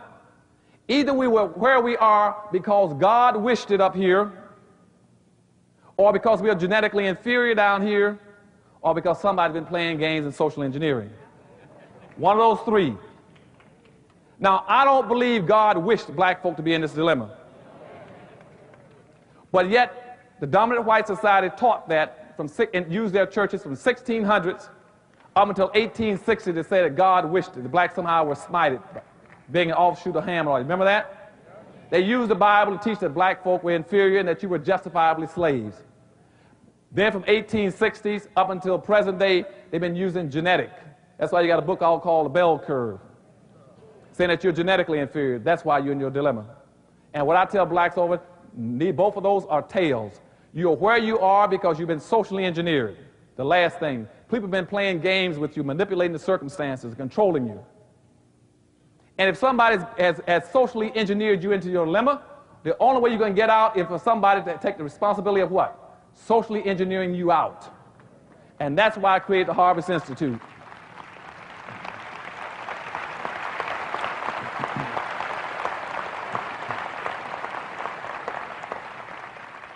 And so what we're doing now is trying to go back and understand everything that's happened to black folk, and I'm trying my best in my books and my institute to turn everything upside down and give you a halfway fighting chance to come out of it as a winner. I don't want you to lose anymore. I'm tired of black folk losing. Okay?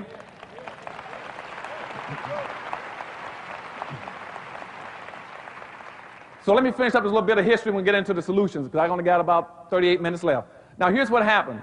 So by the 1900s, when Jews began to come into the country, what they were doing then, they came in looking for wealth building opportunities. Go look at all their basic documents for their organizations.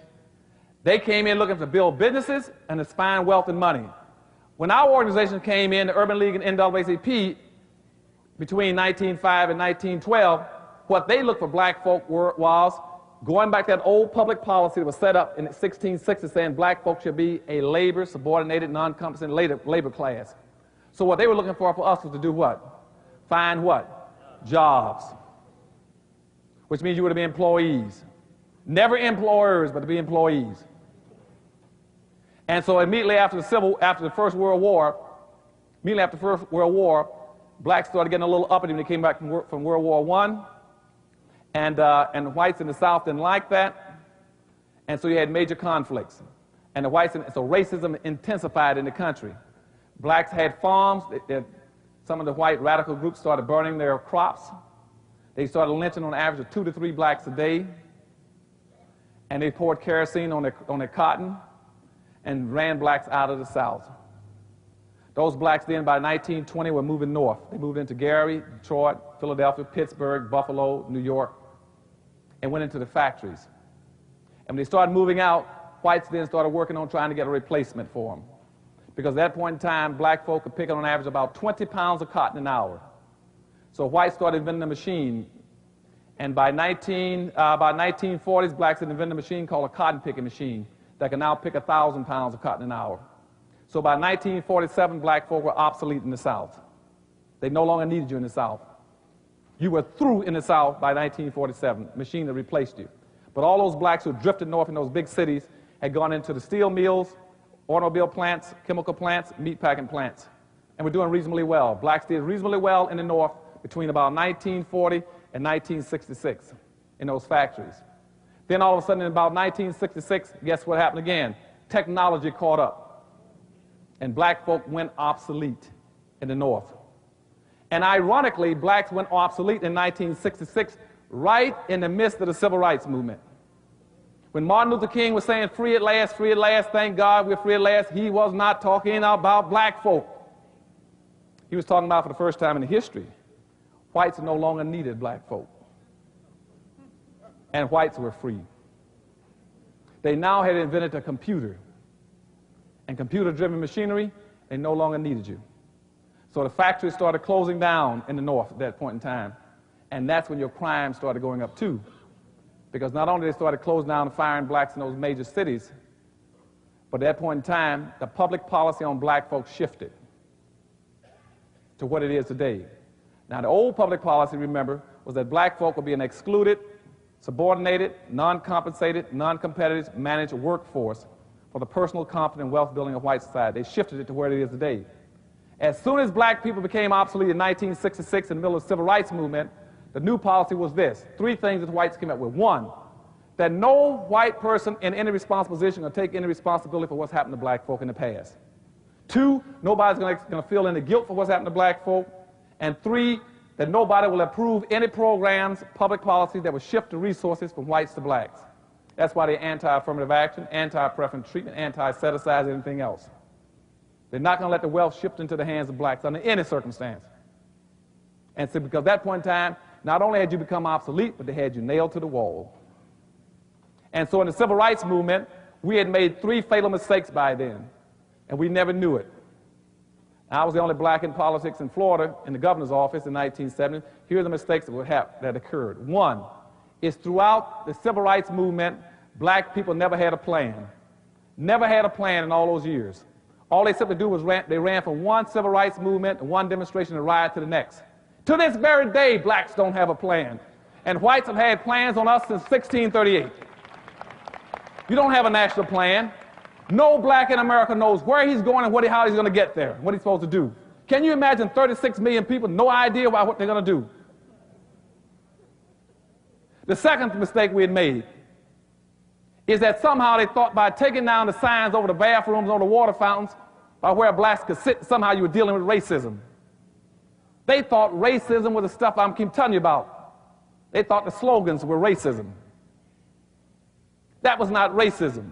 Racism was 4 floors down. They never touched racism during the civil rights movement. Allowing a black person to sit on the bus is immaterial. Allowing a black to go into a hotel is a waste of time. Can he pay to get out?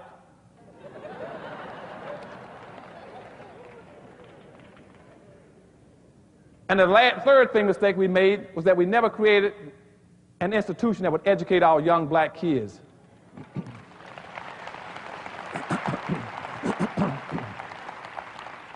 On how to deal with racism, that we could give them a plan and they would be trained as a leadership class to pick up that plan and run with it. So between 1966 and 1996, black youth fell through the cracks because we let them down. We let them down for a number of reasons. One, because we pursued integration when we should have been pursuing desegregation. Now, what does I mean by that? Desegregation means just stop the government from using its power and resources to deprive you. And what most blacks thought they were getting was assimilation. Assimilation means they wanted to move in, intermarry with whites, and disappear, just like the Asians and the Hispanics can do. Whites never gave you assimilation. They gave you integration. Integration is another something behind the counter. Integration is a weaker form of segregation. Now you're weaker than you ever were. Remember I told you about the strong will win, the weak will suffer, the majority will win? Integration means that you have now been scattered into pieces. You have no power. Power doesn't come from individuals. It comes from the group. You all should never do anything as individuals. Do it as a group. Okay?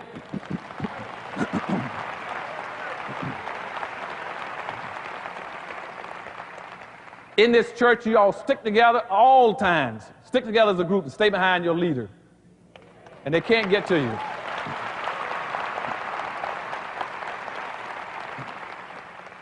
Integration also took away your leadership. The minute you integrated, what you did, you accepted Newt Gingrich and Bob Dole as your leaders. That's why black leadership disappeared. When you integrate, that means you become a guest. Integration means black people become G-U-E-S-T-S. You're a guest. You're a guest in everything everybody else owns and controls. You're a guest in their hotels, their restaurants, their airlines, their neighborhoods, their schools. You don't own anything in America because you volunteered to become guests. And before integration, blacks had their own communities. They had their own resources. They had their own businesses all over this country. And you young people here today, you don't know it, but I'm telling you, black folk had viable, competitive communities before integration. They had clean communities. We did not have the crime in the black communities. As a matter of fact, before integration, most blacks in America never had to lock their doors.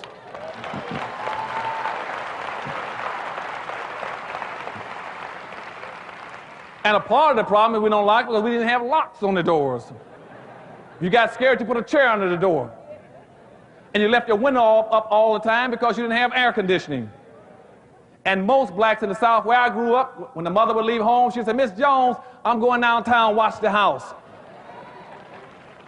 And I could walk, as a child, I could walk through almost every house in my neighborhood, through the front door and the back door, because it was open, nobody cared. Or I could go into a house and borrow some sugar and go home, nobody cared. And everybody knew each other. But what they did with integration, they took the Highway Act and said, if you all want to immigrate, you're going to come here without any power and resources. So they took the Expressway of 1952 Act, and they drove an expressway through every black community in America. And so now, any city I go to, I can find a black neighborhood by finding the expressway. Either the black neighborhood will be up over it, underneath it, or beside it. And now you have no black businesses. And in North Carolina, where I grew up, my family was the only family that had a part ownership in the only black bus line in the entire United States. We didn't have a bus line with 3 or 4 buses. We had the biggest bus line in the state, and the only one in America for blacks. We had over 500 buses. We service the black neighborhoods and the white neighborhoods. What put us out of business was not Duke Powell, who we put out of business. What put us out of business was integration. Because when Martin Luther King and Rosa Parks integrated the buses down in Montgomery, and black folk wanted to sit on the front of the bus. When they got to North Carolina, the people in North Carolina, the blacks said, we want to sit on the front of the white buses too. And we said, but we don't have any white buses up here. They said, well, get some so we can sit on the front of them. And so we went out of business. We had black cab companies. We had 2 black cab companies, the Harris and Camel City cab companies. They went out of business. You know why? Blacks didn't want to ride in the black cabs anymore. They want to ride in the white cabs. They wanted to ride in the yellow cab and the bluebird cab. We had our own theaters. We had the Lafayette and the Lincoln Theater chain all over America. We had film companies in Jacksonville, Florida. Norman Productions in Jacksonville made black westerns and black love romance films. We had a black studio in Chicago and a black studio here in Hollywood called Hollywood Productions. It was black owned. We made our own films. Now we have no studios, no distribution system, and no theaters. And what I'm telling you all is you're going backwards. We had mattress factories, we had broom factories, we had blacks in the oil drilling companies. We had a black railroad line in Jacksonville, Florida. We had another black railroad company in Oklahoma. And now we have nothing in the entire United States because integration took it away from us. The other thing the integration does for you, you got to understand, integration also is draining your capital. All your money now is moving out of your community into the white community. Okay? Black America right now is the 9th richest nation on earth. We got approximately $380 billion worth of disposable income. We're richer than Sweden, Australia, Canada, Pakistan, India, and all the black African countries put together. But we're the poorest nation on earth because we violate every principle of economics. Your money is supposed to stay inside your community and bounce 8 to 12 times before it leaves.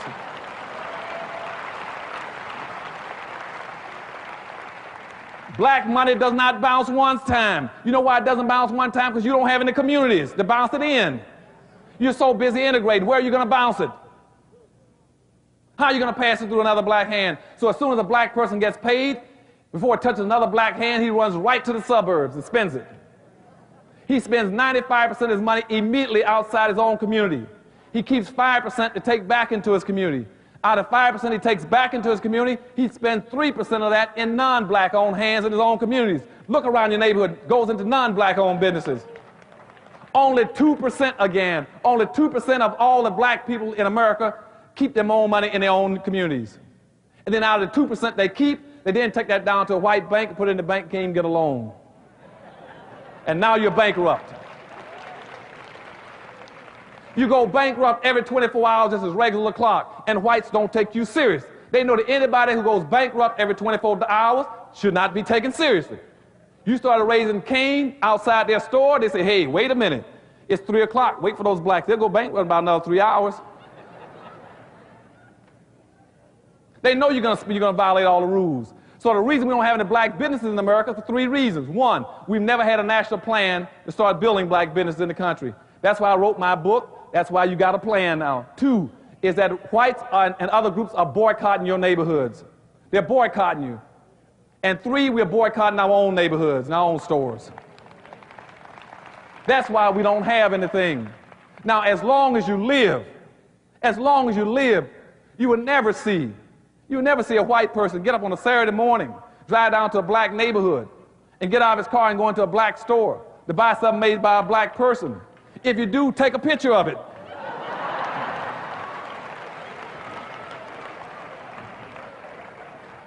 You have something very valuable one day. All over America, on Friday evenings, go to any big city, and you'll see blacks lined up to get into Chinatown, to go to China, eat some Chinese food. Have you ever seen Chinese lined up trying to get into a black town? Somebody is not playing with a full deck. You're not playing the game to win, you're just playing.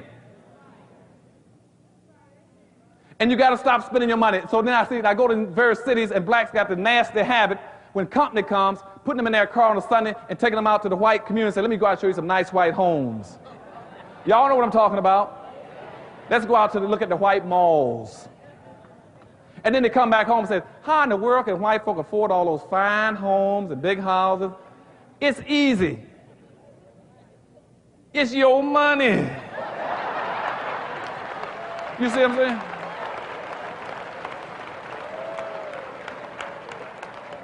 And y'all think I'm teasing. See, they're living off of 2 incomes. They live off 100% of their income and 95% of yours. And you're trying to live off of 2%. It is humanly impossible for a race of people to live off of 2% of their income.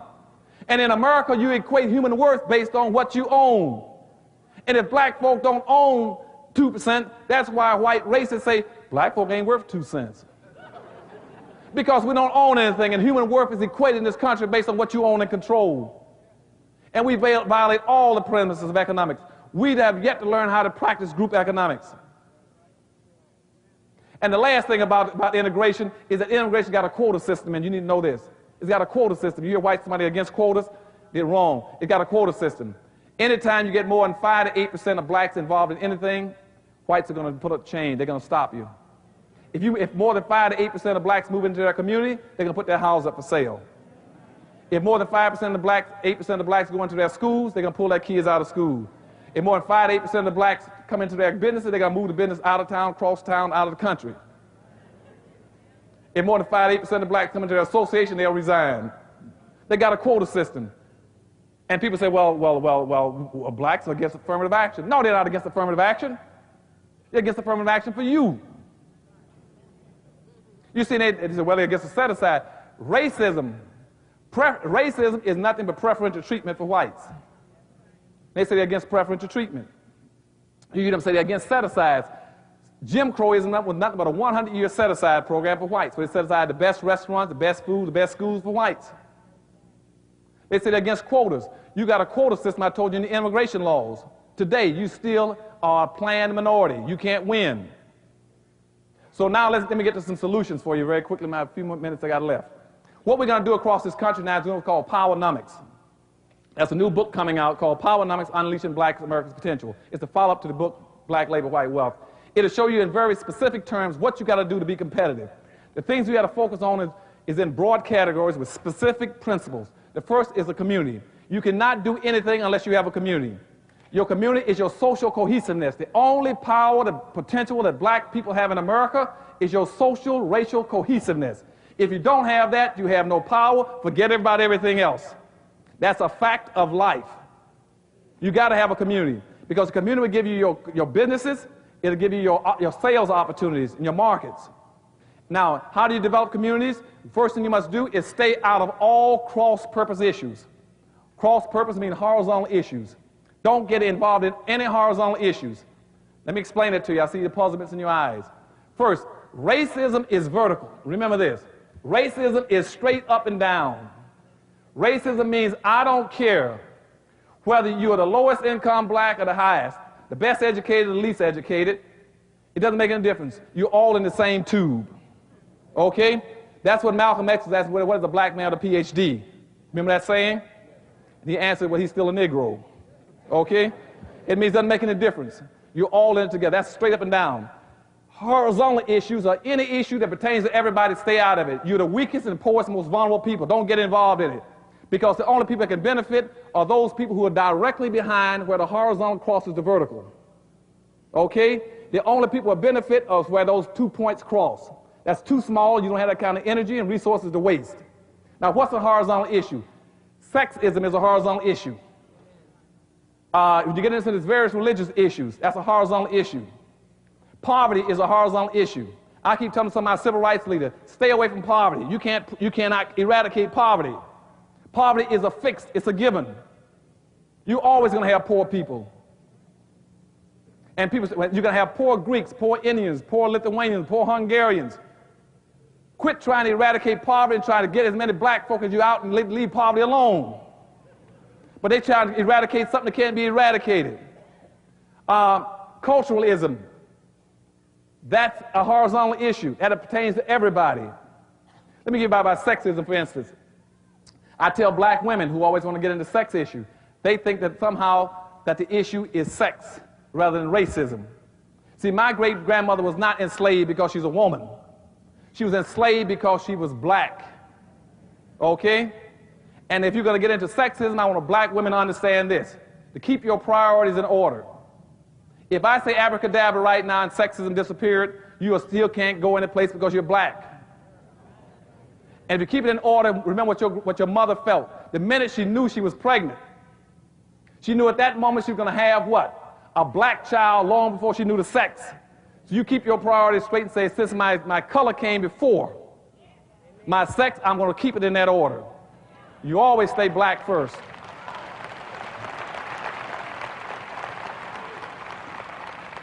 So stay out of those cross prepositions. I'll explain all the next time I come back out here on a Powernomics workshop or something. But that's very important. I can show you all the problems you got with that. And see, but once you stay out of those horizontal issues, like I tell some of my Muslim friends, I said, don't be worried about pushing Islamic faith. Push your skin color first and stay aligned with your people.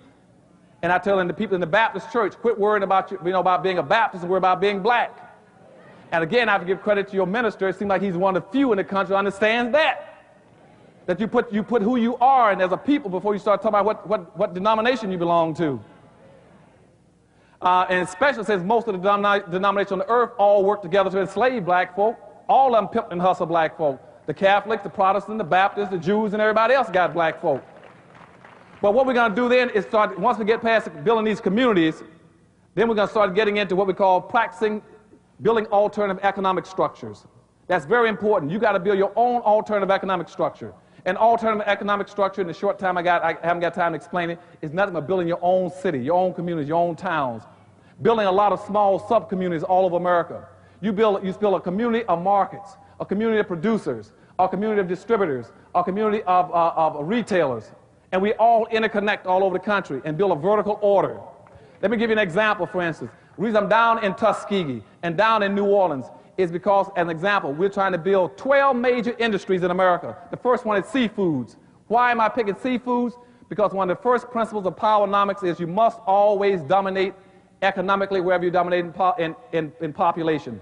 We, as black folk, are one of the largest consumers of seafood in America. We must dominate in seafood production. So what I did down there was go down there and I got blacks now who are raising seafood in ponds. They're growing crabs, oysters, clams, catfish,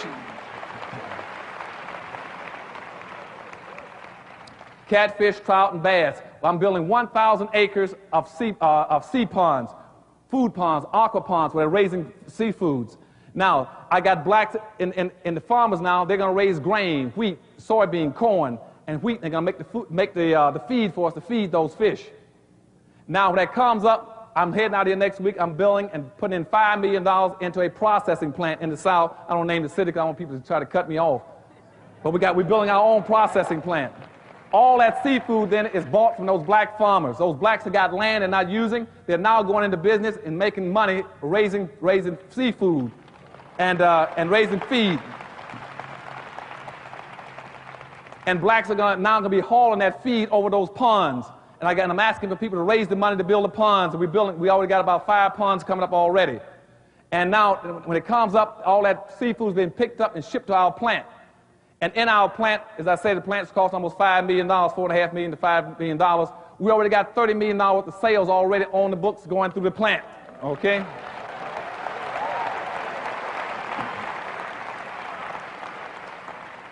Now, once that seafood comes in that plant, it's processed, diced, sliced, and prepared. And then it's shipped out of there up north. I've identified 12 major cities in the north where I'm building receiverships, distributorships for that seafood to be trucked up to and sold out of there. Detroit, Michigan, New York, Philadelphia, Pittsburgh, Houston, Oakland, California, and New Orleans. And people ask me about Los Angeles. Now, when the food gets there, we're going to have a freezer where all that food is stored. And then we're setting up franchises, fast food franchises, that food would then be transferred over to restaurants. Now, we got the prototype restaurants up now in South Dade. 2 restaurants. They are fast food restaurants called Fish Cities. They're selling the fish and all kind of seafoods with a special kind of menu. Now, McDonald's and Burger King, our 2 competitors on both sides, let's do about $780,000 a year. We do twice what McDonald's and Burger King do and sell, okay?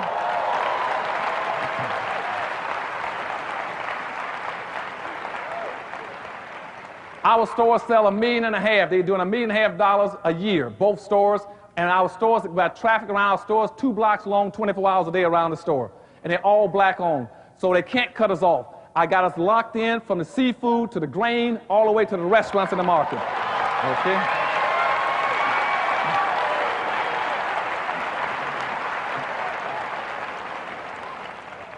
And the only way they can get me out is to turn my people against us. And they can't turn us against us because I love my folk too much and they think too much of what I'm trying to do for them, so they can't get us out. Okay. And so in those cities, we're selling those franchises to blacks at half what it costs to go into a Burger King store. Burger King store costs you about $550,000 to start a store. Our seafood place costs you about $250,000. And you bring back twice the profits. Okay? So we are beating them in that score. Now, also along the line, we're setting up other kinds of operations. Blacks will be going into the trucking business, servicing that. It's vertically ordered. And some blacks will be selling the restaurant suppliers, the security service, the building the stores, the insurance and stuff, the employment agencies. And in each city, our stores will produce something like about 50 businesses per store just in seafoods. Per city, 50 businesses per city. And any blacks can get these franchises, and you all going to have a chance to get them out here in Los Angeles. We're going to come to Los Angeles someplace like next June. At that point in time, save your money and start raising capital.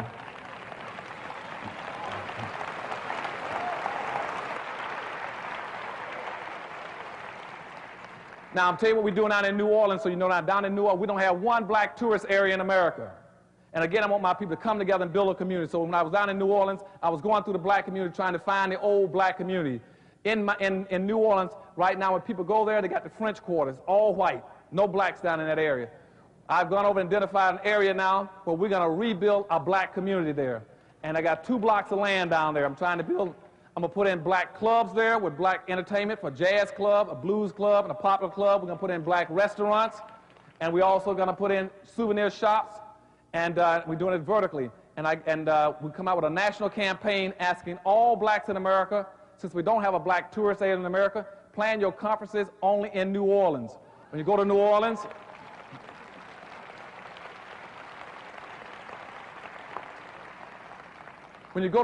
I'm asking blacks down there to save your money and help me buy some mini buses. I want about 10 mini buses to set up a bus service schedule to go in and out of every hotel to haul those blacks over to that community where they can be entertained and be fed and dined and wined and taken back to the hotel until we build our own hotel in New Orleans.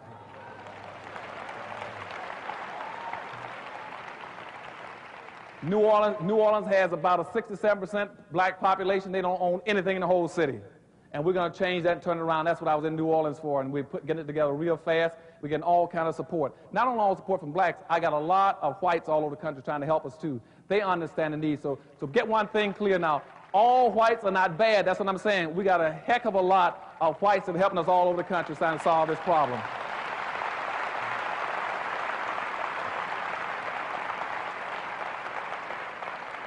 Because a lot of them understand, they know that we cannot make it otherwise, so they're helping us. Same thing, and let me give you one other example. The third business coming up is leather. I'm trying to get blacks to compete in the leather industry. Now, right now, most of our leather is coming in from Taiwan, Korea, Hong Kong, China. And the reason they're going that way is because they got environmental laws where they can produce the leather cheaper by the labor and also by the environmental restrictions for tanning. I found out how to beat them. So we're going to build a leather industry. I'm trying to get blacks together now. We're going to set up our leather procurement system in Florida. We're going to buy skins, reptile, cows, sheepskin, cow skin. We're going to have a procurement system in Florida. We're trying to build a tannery in Haiti. There's no cheaper labor market in the world than Haiti. And we're going to build a tanning plant there where those blacks will have a chance to own that plant along with blacks in America. And while the Asians are shipping their leather to Hong Kong and China to be processed, which will take 60 days, I can ship mine over there in 3 days in Florida and get it tanned and get it back. Okay.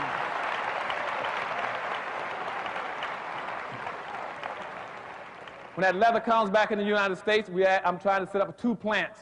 One plant in New York and one in Pittsburgh, where blacks will own a plant. It's a cut and sew operation. That leather come in there, they can produce at least 5 different kinds of leathers. Leather for furniture, leather for shoe leather. They're going to produce utilitarian leather, also wear leather, purse bag, and belt leather. Okay?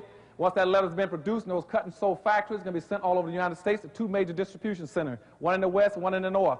where blacks like you all can say, I want to be a distributor of that leather. I want to be a warehouser, a wholesaler of that leather, any of it. Then we're going to put retail shops in the malls in each city and in all these communities where you can sell black-owned leather. Then I'm asking the black entertainers, athletes in America, it's quick going on TV advertising Japanese and Asian leather, advertise good black leather.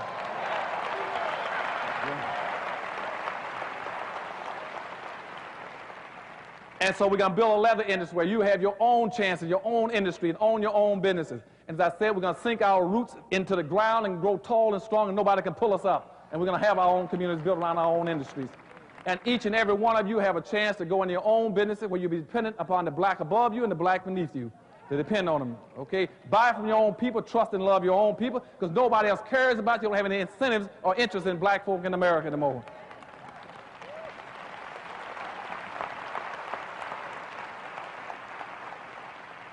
And the last one I'm going to give a point is Detroit, Michigan. Going into Detroit, Michigan is 84% black.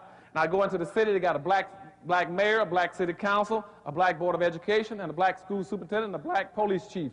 They said, Dr. Anderson said, since you're here, we're going to give you a trophy and a plaque. Say something nice to us. I said, first of all, if I say something nice, what are you doing for black folk in the city? They said, we got an office of minority business. I said, you got an office of minority business? They said, yeah. I said, that's the first office you should have closed down. You got an 84% black city, and you got an office of minority business for black folk? They said, yes. I said, somebody is not, the light's on, but nobody's home. The first thing you must learn is when you become the majority, you must act like the majority. You see what I'm saying? In Detroit, Michigan, it's just reversed. You got an 84% black city, and you got and a 3% white population. The blacks are acting like they're the minority, and then when they're the majority, and the white minority is acting like they're the majority. So everything downtown is owned by whites, everything in the city is owned by whites. Blacks own nothing. And because the blacks can't get their mentality straight about learning how to practice and learn how to win. And so I go look at the contracts for services and goods in a city like Detroit, 97% of everything in Detroit for services and goods and contracts go to whites, and the city is 84% black. Because blacks don't understand that they'll still be winning. And I told them, I said, first, they said, what would you do? I said, first of all, I would sue all of you. Because that's against the law. Because you see, our good jurist, Clarence Thomas, has already ruled, saying that you cannot bypass a majority to give to a minority.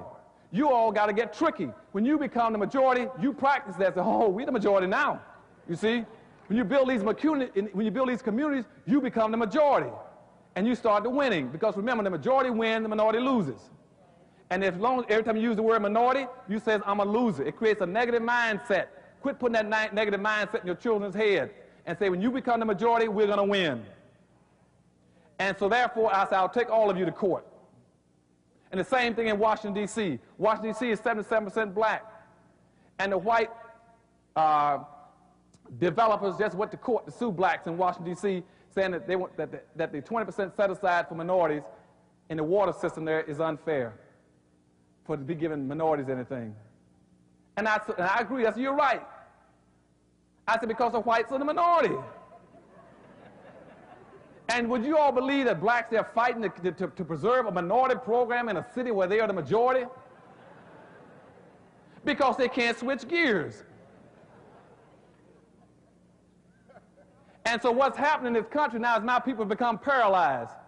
They're just like a deer standing on the highway at night in the bright headlights of an oncoming truck. They can't figure out what they're just paralyzed, standing there frozen and getting run over. So what's frozen them is this whole concept of a colorblind society. You do not live in a colorblind society. What that whole concept means is let's pretend that we're colorblind and don't see black folk. Now, that concept came out of one of the think tanks again. And the think tanks came up with a solution, say, how do we maintain this inequity where whites are 50-foot giants and blacks are 1-foot midgets? They say, pretend that everything that black folk want, that you've already given it to them. They say they want freedom, say, abracadabra, you got it. See, they're not empowering you. They're just giving you symbols and slogans rather than the tools. You want to be equal? Abracadabra, you equal. You want equal opportunity? Abracadabra, you all got it. And so now all the conservative elements of this country have figured out if they go back and take the language of the civil rights movement and use it against black folk can't move. because black folk can't figure out what to do, like that deer on the highway. If forward discrimination took them too far into the garage, the only way you can get the car out of the garage is put it in reverse. They said, no, y'all can't put it in reverse. That's reverse discrimination. We admit that we use forward discrimination to get it in there, but y'all can't use reverse discrimination to get it out. You see? So therefore, you got to keep the car in neutral. And we got to have a race-neutral society now. And that way, however things exist now, it is stuck and frozen like that. And let's pretend we're a colorblind society. And so consequently, nobody wants to look after my people anymore. They just stand there frozen on the highway. And I'm very much concerned. I got all kinds of plans on the Powernomics, how we can solve some of these problems. Same thing in politics. In politics, start teaching your people to be responsible. And don't vote for anybody who runs for office, green, yellow, black, if he would not deliver back to the black community. Okay?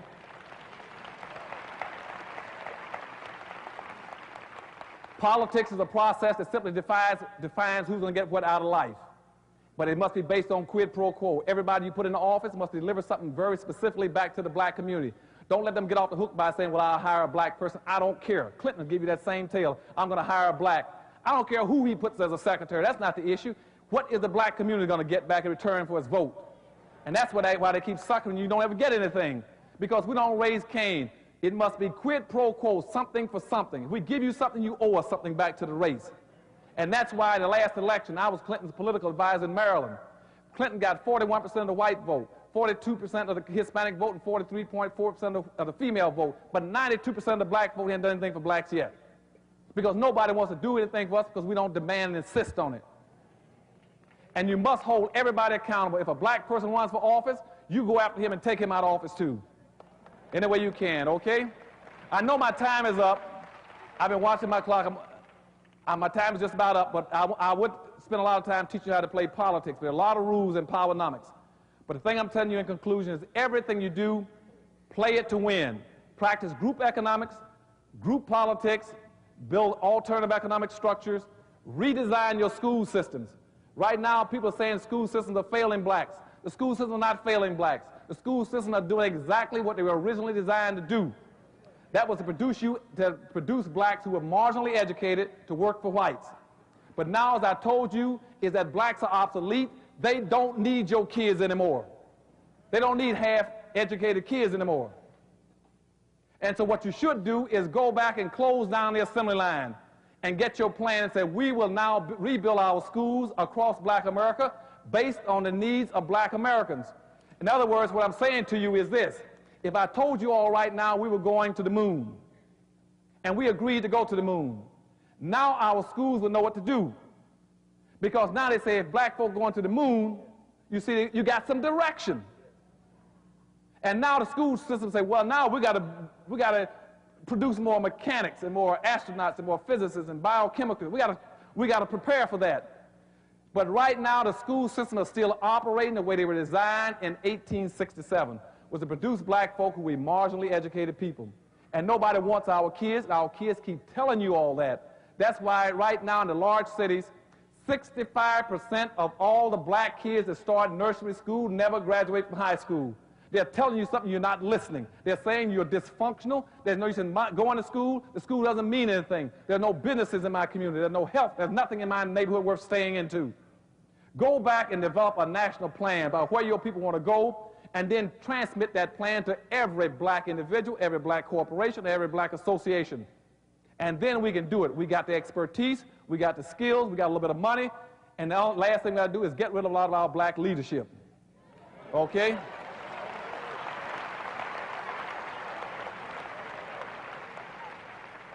All these black leaders in America now that head up our 2 or 3 major institutions keep talking about looking out for everybody but black folk.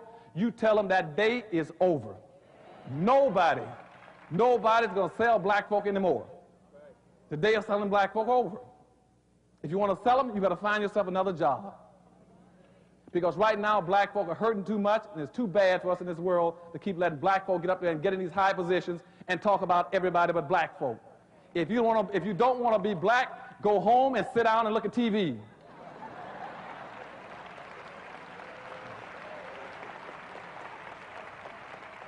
And I tell all my friends, even those who are looking at the rainbow, talking about a rainbow coalition, as I'm telling you, there is no blackness in the rainbow. And if you want a rainbow, look inside my race and you'll find it. Look at this beautiful rainbow, people. All the colors you want. There's my rainbow. And I love you all and thank you very much.